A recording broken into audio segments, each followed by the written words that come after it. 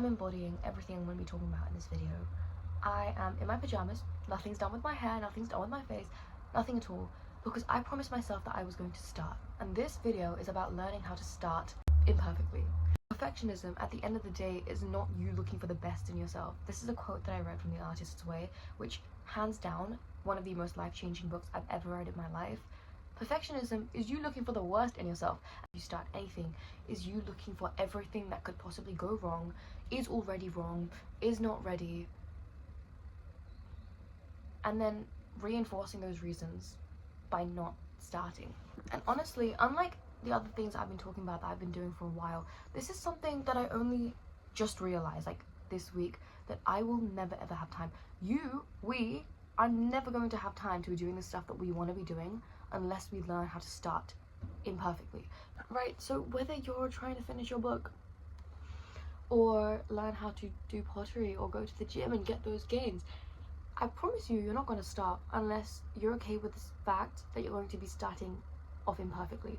And not just imperfectly, you're going to be starting off so far away from that standard and that ideal that you have that is terrifying. And it is scary to have some massive task, because it becomes a task at the end of the day in our heads. It becomes, okay, so now that we've accepted the fact that perfectionism is us looking for the worst in ourselves, what do we do about that? And that is what this video is going to be about. But as always, I'm going to have examples. I'm going to work through the whole thing with you. And this time, I'm going to have a proper script, so there's not as much waffle. Thank you so much for bearing with me, by the way. This is literally like my 4th video ever. I love making these so much, but I am studying law and anthropology, so I do have uni stuff to be doing, and I have my book to be working on. So a lot happens, and then I forget that I actually have to script these videos and just talk. This time, not gonna happen. This time, I've got a solid example, solid script. I think I'm gonna do it in a slightly different format. No fairies. Okay, so I am fully aware of the fact that the lighting is probably horrific. It's because it's literally 2:52 and there is no light outside at all. It is completely grey. Right, I really hope this isn't super orange. Anyway, so starting imperfectly is hard. We already know this information, but did you know that procrastination is a form of self-preservation? Let me just break it down for you in case you didn't. Procrastination, i.e. by not doing something, you are remaining in your comfort zone, even if it's extremely uncomfortable, because the only thing more uncomfortable than where you're currently at is the fear of the unknown.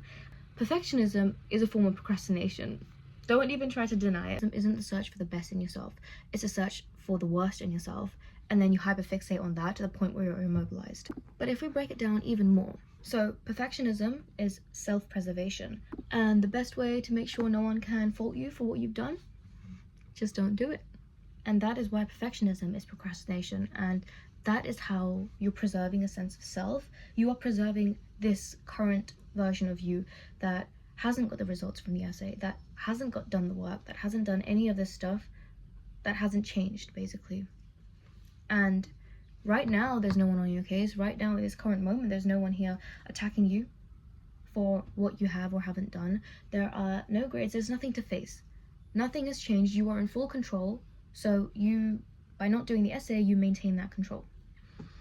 So not to go too anthro on you, but if we focus on self-preservation, where did this sense of self come from? What version of ourselves are we protecting by being perfectionist? I think that version of the self that you're protecting comes from the things that you tell yourself. And a lot of that comes from how I want to be seen, perception of me that other people have. The version of yourself that you're protecting when you're being a perfectionist is the most competent version of yourself. And this competency is based on a mixture of competence that you've displayed in the past, but also the ideal of competence. I.e., you are protecting a fabricated, romanticized version of yourself that doesn't actually exist because it serves as a safeguard. And that's why the idea of perfectionism is also accompanied by narratives such as, if you haven't done this perfectly, you are seen as stupid. You are seen as not as good as the next person. You are seen as less than. You are seen as ungrateful. You are seen as someone that has every resource possible, takes it all for granted, does nothing useful with it, and here you are. So Nobody doing that because nobody wants to feel incompetent, but nobody wants to be stuck.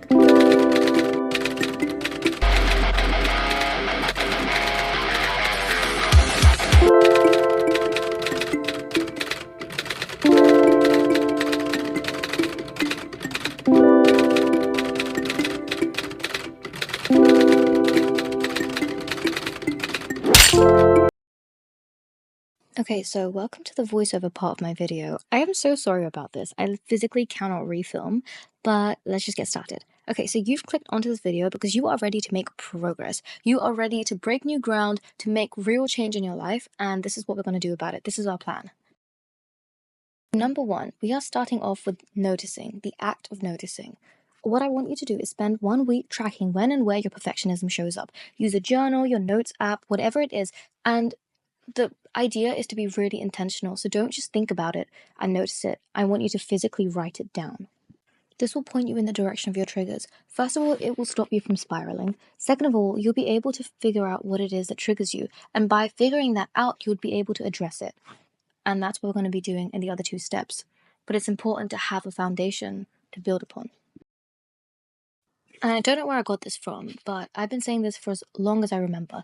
If you always do what you always did, you're always going to get what you always got. The only way you're actually going to change anything is if you actually just change. So do the affirmations, talk to yourself differently, change the narrative that you've instilled in yourself, that you've internalized.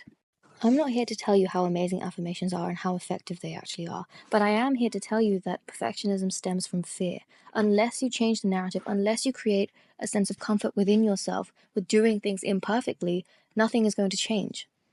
So yes, it might feel silly, it might feel like you're brushing over the issues, you're not taking them seriously, or you're taking an airy-fairy, super soft approach to something that really requires discipline and hard work.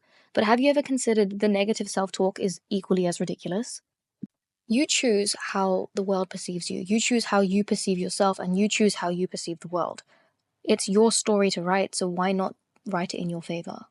And the third thing you can do, which is arguably the most fun, but you might think it's the worst one, is to challenge yourself. Deliberately do something imperfectly. Be intentional about it. And this is where the first part comes in. What's something that triggers you? Trigger yourself. Imperfectly write a draft. Imperfectly write a text message. Imperfectly do your hair, your eyeliner, whatever it is. Choose to feel the discomfort that perfectionism brings. Choose to rewrite your narrative with the affirmations that you've set out for yourself. And then witness how the world doesn't actually end.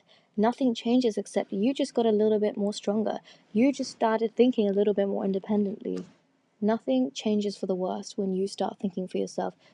Now, a lot of this, well, all of it is so much easier said than done, but that's why I've only given you 3 separate things to do.